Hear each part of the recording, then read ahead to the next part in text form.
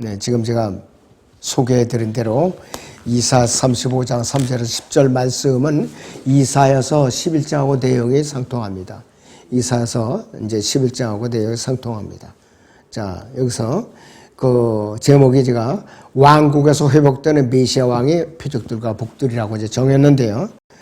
이 치유의 기적과 관련해서 질병의 치유가, 유대인들에게는 질병의 치유가요, 그들의 왕의 표적이에요. 왕의 표적. 구약에서 주의 날에 대해 예언하는 것으로 성취되는 것을 알 수가 있어요. 여기서 이사야 35장 여기 6절로 다시 보세요. 그때 절름발이가 사슴처럼 뛰고 봉오리의 혀는 노래하리라. 광야에는 물이 솟아나오며 사막에는 시내가 흐리리라 그랬습니다. 이사야 11장을 잠깐 봅니다. 10절부터 보죠. 그날에 이새에게서 한 뿌리가 있어 백성의 깃발로 소리니 이방인들이 그것을 찾을 것이며 그의 머무는 자리가 영화로우리라. 그날에는 주께서 다시 두 번째로 손을 펴사 남아있는 그의 백성의 남은 자들을 회복시켜 아시리아와 이집트와 파드로스와 쿠스와 엘람과 시날과 하맛과 바다의 섬들로부터 돌아오게 하실 것이라 그랬습니다. 그가 민족들을 위하여 한 깃발을 세우시고 이스라엘을 내쫓긴 자들을 모으시며 땅의 네 모퉁이로부터 유다의 흩어진 자들을 함께 모시리라 그랬습니다. 자, 그러면서 이때에 이스라엘을 완전히 회복해 주시는 장면을 말하는 것이요. 회복해 주시는 장면. 자, 그래서 이 이사야 33장 24절에 보면은 그 거민은 내가 병들었다라고 말하지 아니하리니 거기에 거하는 백성은 죄악이 사해지리라. 이렇게 예언하고 있죠.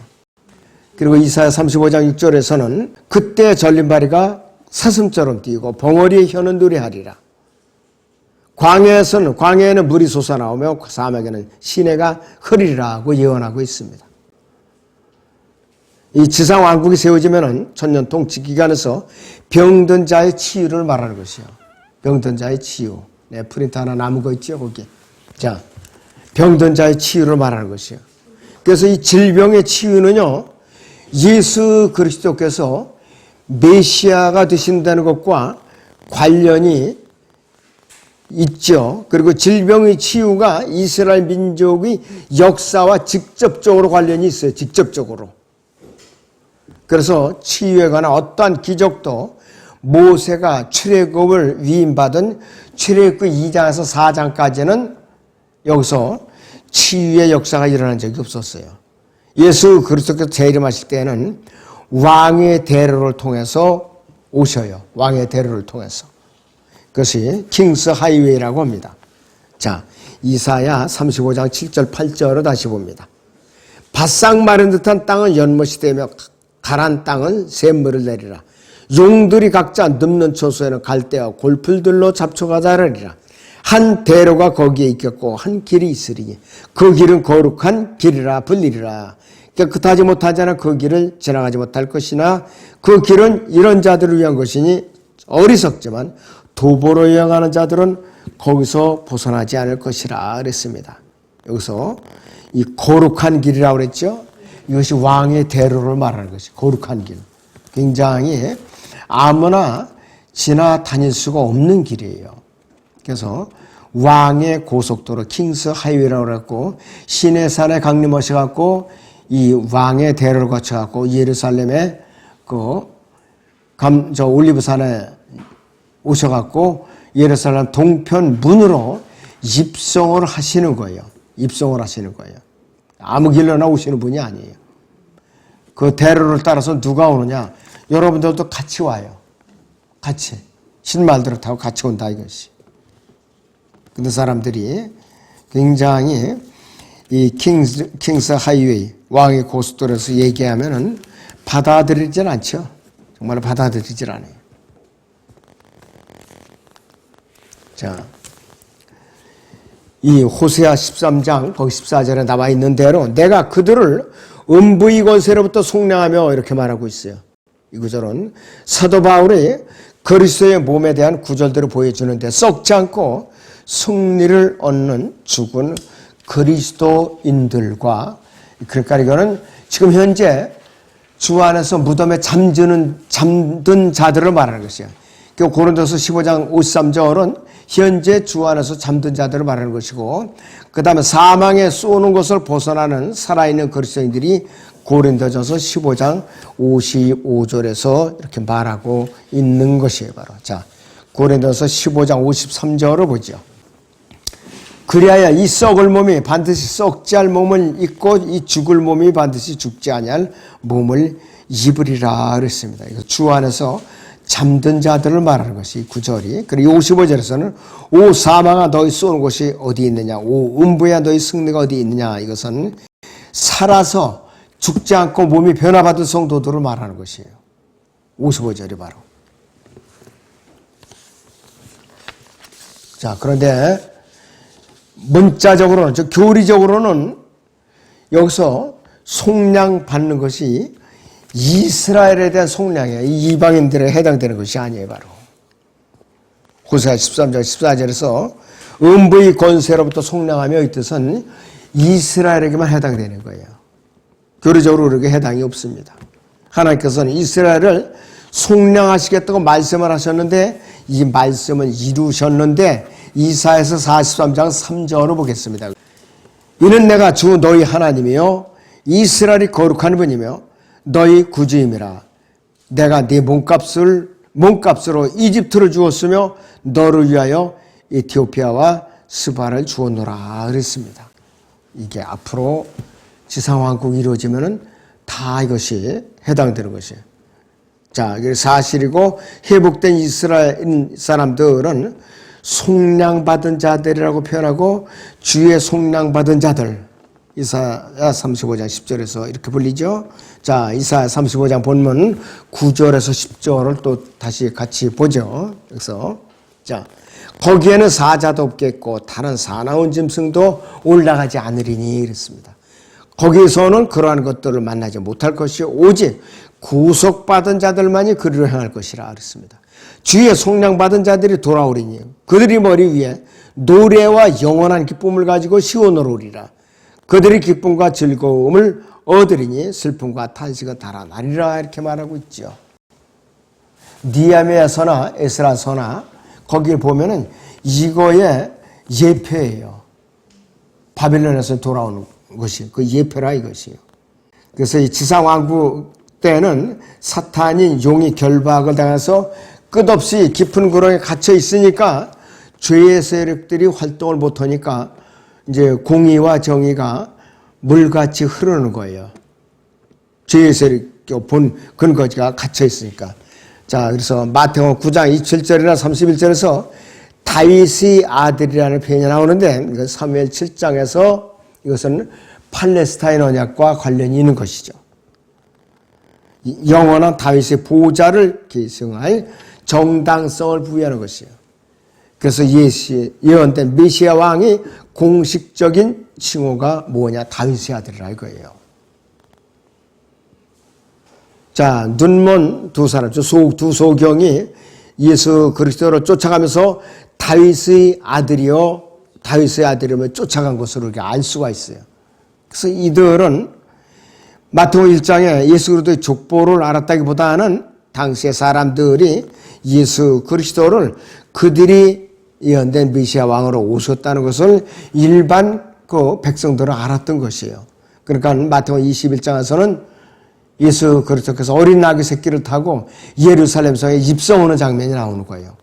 그때 서기관들이나 바리새인들이나 제사장들은 한 명도 참가한 적이 없었어요. 거기에. 마태복음 21장을 잠깐 보겠습니다. 5절부터 보면은 너희는 시온의 딸에게 말하라. 보라, 너희 왕이 네게 오시나니 그는 온유하여 나귀고 새끼 나귀인 어린 수나귀 위에 타셨도다 하였더라. 그 제자들이 가서 예수께 그들에게 명령하신 대로 행하여 그 나귀와 나귀 새끼를 끌고 와서 그 나귀들 위에 자기들이 옷을 얹고 그 위에 줄을 태우더라. 아주 큰 무리가 자기들이 옷을 길에 펴고 또 다른 사람들은 나뭇가지를 꺾어다가 길에 깔더라. 그 무리가 앞서가고 뒤따르며 소리질러 말하기를 다윗의 아들에게 호산나, 주의 이름으로 오시는 분은 복이 있도다. 지극히 높은 곳에서 호산나라고 하더라 그랬습니다. 여기에 서기관들이나 바리새인들이나 제사장들은 한 명도 없었어요. 일반 백성들만 참여했던 것이에요. 제자들하고. 자, 그래서 이들은 예수 그리스도께서 그 당시에 전파하신 왕복 복음과 그분께 행하시는 왕의 표적들을 보고 예수 그리스도를 그 당시에 그들이 민족의 구원자로 알았던 것이에요. 예수 그리스도의 다윗께서는 다윗의 아들일 뿐만 아니라 하나님이 아들이라는 것을 이것을 마태복음 16장 16절에서 베드로가 고백할 때까지는 완전히 계시되질 않았어요. 베드로는 주는 그리스도시요 곧 하나님의 아들이시니다 그렇게 고백을 했어요. 그러니까 베드로가 예수님께서 알아차리시고 그래서 베드로를 갖다가 굉장히 이제 칭찬해 줬죠. 자, 그런데 그 당시에 일반 백성들은 적어도 예수 그리스도께서만 우리의 문제 또 이 이집트의 속박 아래 있던 히브리 민족이 모세에 구출될 때 모세가 많은 이적들을 보고 따랐는데 예수 그리스도의 초림 때의 이스라엘은 로마의 압제를 받고 있었어요. 로마 제국에. 그래서 민족적인 그 민족의 구원자는 모세와 같이 이적을 행하면서 그들을 구해야 한다 이것이에요. 그 이적은 특별히 치유로서 구약에서 이스라엘에게 약속된 지상 왕국의 메시아에 대한 예언에서 증거를 해 주신 그래서 그분은 다윗의 보좌에 대한 정통성을 가진 그들이 왕이 되어야만 했던 거예요. 그래서 마태복음 25장 31절에 있는 대로 다윗의 영광의 보좌에 앉으셔야만 되는 거예요. 누가복음 1장을 봅니다. 32절부터 35절까지 보죠.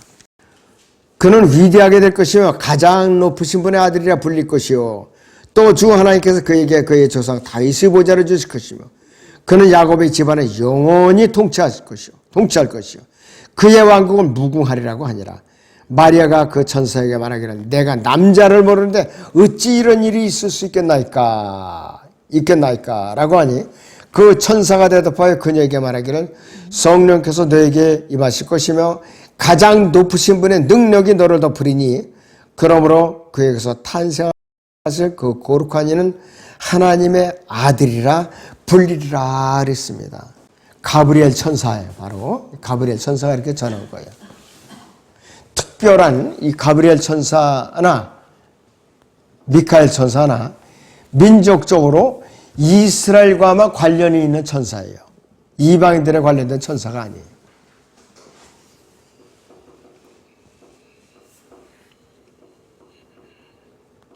그렇기 때문에 이 눈먼 두 사람이 다윗의 아들이라고 이제 부르면서 외쳐던 것은 의미가 크다 이거였어요.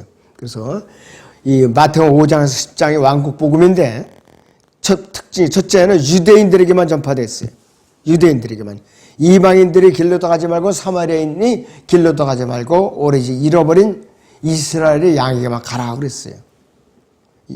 그리고 분명히 이방인의 길로 가는 것이 금지되어 있어요. 왕국 복음이 이방인에게 선포되는 것이 금지되어 있었다 이것이에요. 그 마태복음 6장을 살펴보면은 큰 환란을, 대환란을 견뎌내는 유대인들에게 주신 약속이에요. 마태복음에서 이스라엘은 이방인과 대조를 이루면서 이제 나타나는데 마태복음 6장에서는 너희 아버지께서 너희 가운데 이런 표현이 계속 나오는 것이에요. 여기서 너희라는 단어원 이 성대가 이방인이 아니라 너희 이스라엘이라는 말이에요.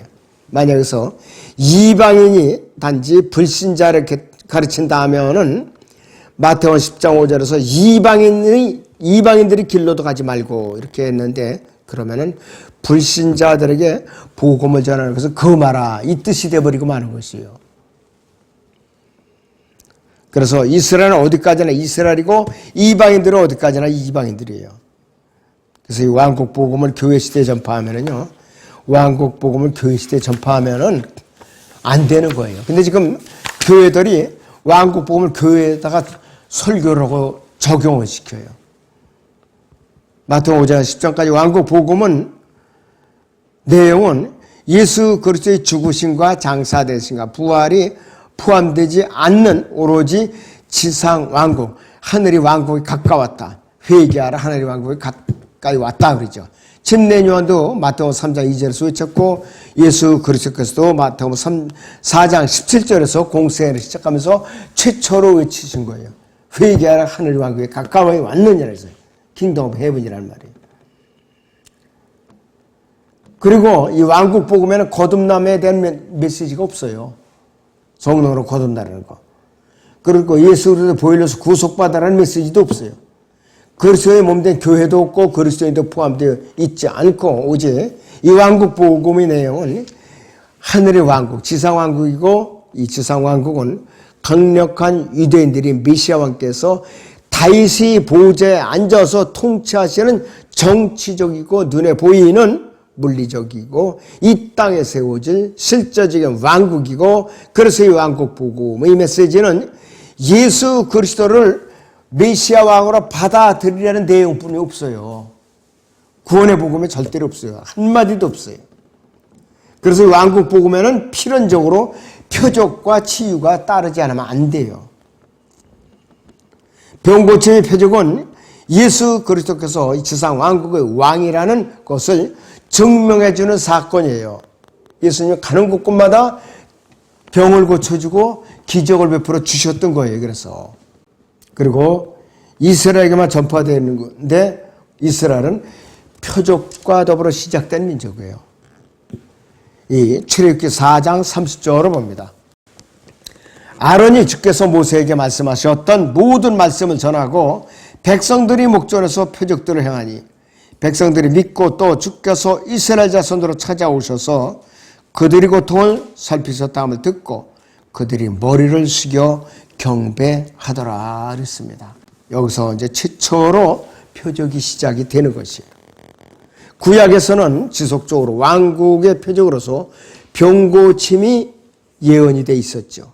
그래서 유대인들은 표적을 구할 권리가 있는 거예요. 그래서 유대인들은 이 고린도전서 1장 22절을 보겠습니다. 유대인들은 표적을 구하고 헬라인들은 지혜를 찾지만 우리는 십자가에 못 박히신 그리스도를 전파하노니 이것이 유대인들에게는 거치는 것이 되고 헬라인들에게는 어리석은 되지만 부르심을 받은 사람들에게는 유대인들에게나 헬라인들에게나 그리스도는 하나님의 능력이 또 하나님의 지혜니라 그랬습니다. 성경대로 죽으시고 장사하던 셋째 날에 살아나신 은혜의 복음을 전하는 것이 유대인들에게는 거치는 것이 되는 거예요. 그렇기 때문에 그리고 헬라인들에게는 어리석은 것이 되어버린 거예요. 그 당시에. 그래서 최초의 치유는 이스라엘 백성을 이방 민족의 힘에서 구출하려는 상황에서 이루어지기 시작한 거예요. 430년간 이집트의 신음 아래 우상에 빠져있던 그들을 구해내기 위해서 이것이 시작이 된 건데 출애굽기 15장 26절을 보죠. 말씀하시기를 네가 주 너의 하나님의 음성에 부지런히 경청하고 그가 보시기에 좋은 것을 행하며 그의 계명들을 귀 기울이고 그의 모든 규례들을 지키면 내가 이집트인들에게 가져왔던 그 질병들이 하나도 너에게 내리지 아니하리라. 이는 내가 너를 치유하는 주이기 때문이라 그랬습니다. 이 히브리어 발음은 여호와 라아라고 발음을 합니다. 치유하는 주라고 그랬어요.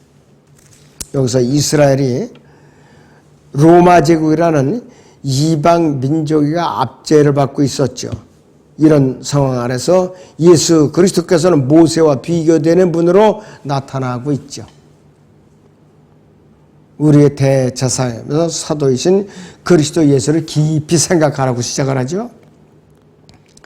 치유라는 이적을 제시하면서 표적을 보이실 필요가 있었던 그래서 예수님께서는 직접 이 일을 행하시고 제자들에게 이 일을 맡기신 것은 자신이 유대인들이 메시아라는 사실을 분명히 하셨어요. 70인을 보냈을 때 이들이 이적과 표적을 행하는 능력을 줬죠. 왜? 왕국 복음의 필연적인 요소라 이것이에요. 첫째는 아담이 인류에게 죄를 가져왔다면은 둘째 아담에서 예수 그리스도께서는 인간을 구원하려고 오신 분이에요. 그리고 첫째 아론이 해마다 동물의 피로 제사를 했다면은 둘째 아론이 예수 그리스도께서는 자신의 피로 한 번 성소에 들어가서 영원한 구속을 이루신 분이에요. 또 첫째 모세가 이스라엘을 이집트에서 구출해냈다면은 둘째 모세는 예수 그리스도께서는 이스라엘을 로마 제국의 속박에서 앞으로 구원하실 거라 이것이 아직까지는 아니에요. 교리적으로는 적그리스도의 속박에서 이스라엘을 이제 구원하실 것이라 그랬어요. 그래서 이 둘째 모세에 관한 개념이 바로 민족적인 메시아의 개념이에요.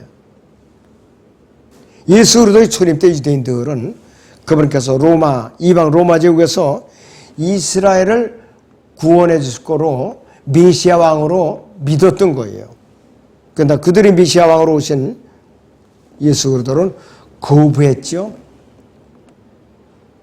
그의 피를 우리와 우리 자손에게 돌리라 하고 백성들이 마태복음 27장 25절에서 그렇게 입으로 다 쏟아냈고 또 그 당시에 종교 지도자들은 카이사 외에는 우리에게 왕이 없나이다. 요한복음 19장 15절에서 그렇게 입으로 쏟아내버렸어요. 당시에 이스라엘은 민족적인 구원을 받지 못한 상태예요. 앞으로 이 일은 큰 환난을 통해서 예수 그리스도의 지상 재림 때에 이루어질 예언이에요.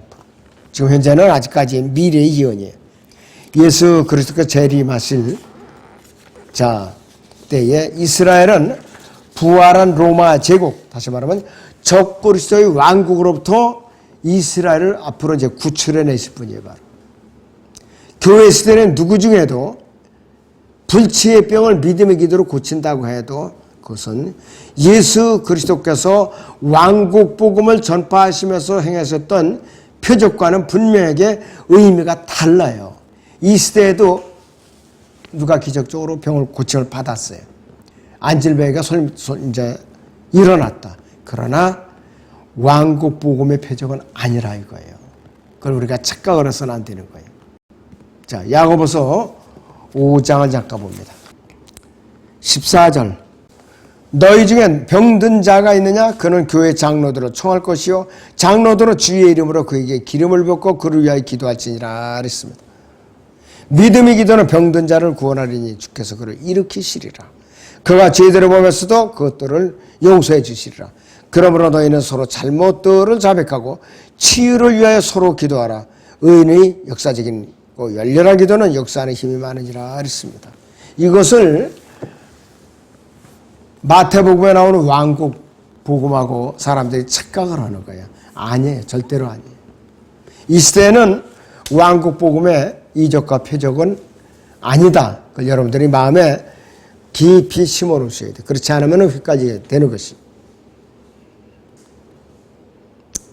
자, 하나님께서 행하시는 이적과 마귀가 꾸미는 이적을 우리는 분별할 줄 알아야 돼요. 이 시대에는 왕국 복음의 표적을 행하는 사람들이 있다면 그 사람은 마귀일 뿐이에요. 바로. 특히 기도원에서 많이 하죠.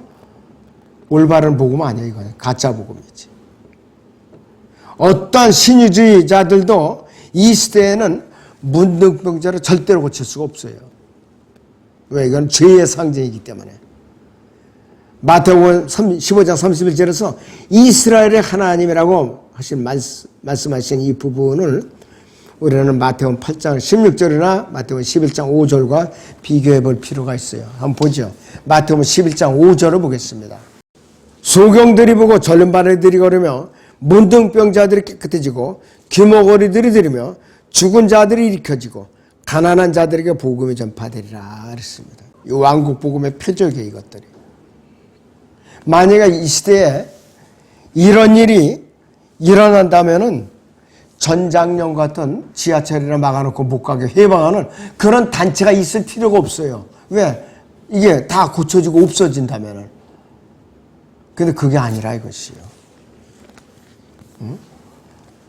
어저께인가 언젠가는 30분이나 지연됐다고 그러더라고요. 지하철이. 이게 완전 막가파식으로 다 나오는 거예요. 그거는 마귀의 역사예요. 전부 다. 자, 그런데 예수 그리스도께서 이 마지막 때에는, 우리 교회 시대에는 이런 표적을 주신 적이 없어요.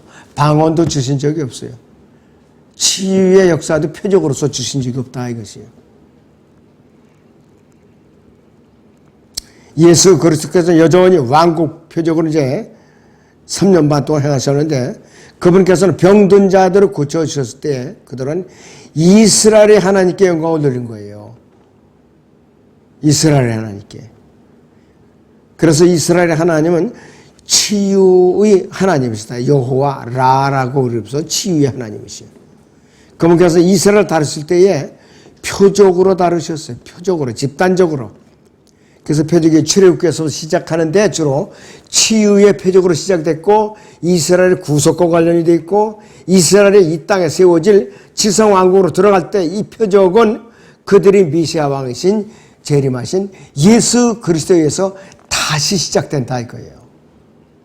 제자들에서 일단은 먼저 시작이 되고, 그래서 이스라엘의 하나님은 이스라엘을 구속하시는 하나님이에요. 민족적으로, 개별적이 아니라.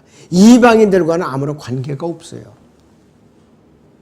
이방인들의 결말은 마태복음 25장 31절에서 양에 속한 민족을 제외하고는 시편 2편 9절과 같이 철장으로 다 산산조각 나게 되어 있는 것이.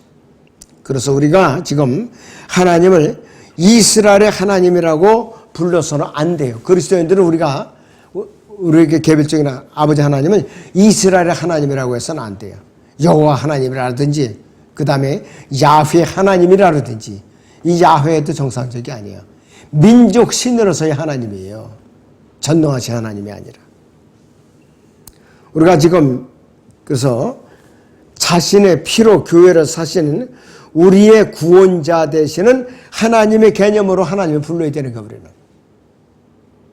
그래서 마태복음 15장 철저하게 이스라엘의 하나님을 묘사하고 있는 것이죠. 예수 그리스도께서 비록 종교 지도자들에게 거부를 당해서 십자가 못 박혀 죽으셨지만은, 그분께서는 갈보리 십자가 못 박혀 죽으시기 직전까지 표적과 더불어 왕국 복음을 전하셨던 거예요. 표적과 더불어. 그래서 예수 그리스도께서 초림하셨을 때는 이스라엘의 잃어버린 양과만 관계가 있었어요.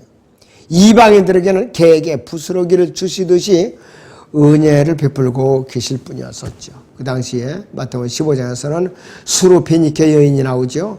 자기 딸이 병들어 가지고서. 그러나 나는 자녀들이 빵을 이 개들에게 던져주려고 마땅치 않다고 냉혹하게 말씀하셨죠. 그러나 수르페니케 여인은 자존심을 숙이고 머리를 숙이면서 주여 올수이다마는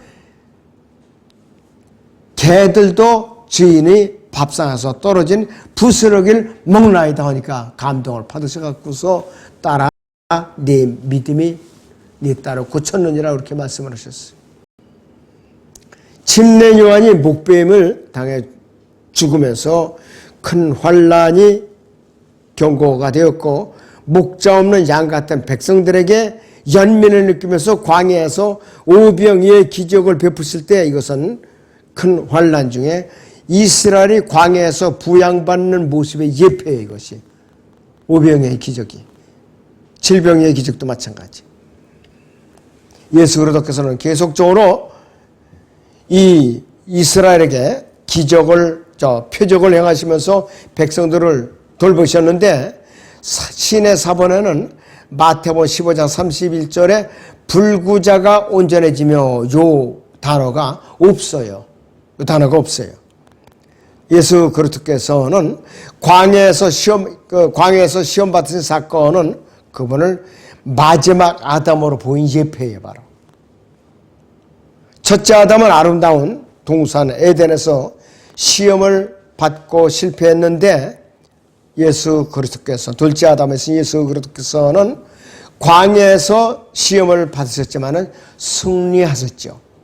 마태복음 4장이나 누가복음 4장에서. 자, 여기서 첫째 아담은 자신의 죄 때문에 피조 세계에 대한 지배권을 잃어버렸죠. 우주에 대한 통치권을 잃어버렸어요. 둘째 아담의 예수 그리스도께서는 그 지배권을 그분을 믿는 모든 사람을 위하여 회복시켜 주셨죠. 예수 그리스도께서 다시 오셔서 그분의 왕국을 이 땅에 세우시면은 의와 평강의 미래를 이제 로 통치하실 건데, 이 하늘의 왕국, 즉 지상 천년왕국 시대에는 모든 것들이 문자적으로 이루어져요. 그래서 지상 왕국 안에 사는 사람들은 문자적으로 그분께서 베푸시는 복을 누리게 될 것이에요. 그럴 때는 아까 말씀드린 이 제목이 왕국에서 회복되는 메시아 왕의 표적들과 이 왕국 안에서 거주하는 사람들이 누리게 될 복을 갖다가 나열해 놓으신 거예요. 자, 그래서 이 메시아 왕의 표적은 언제 회복되느냐? 지상 왕국에서 회복이 되더라 이거예요. 이 시대에 이 마태복음을 갖고서 표적을 행하는 자들은 100% 사기꾼들이에요. 여기에 넘어가면 안 돼요. 우리 깨어 있어야 됩니다. 네, 기도하겠습니다.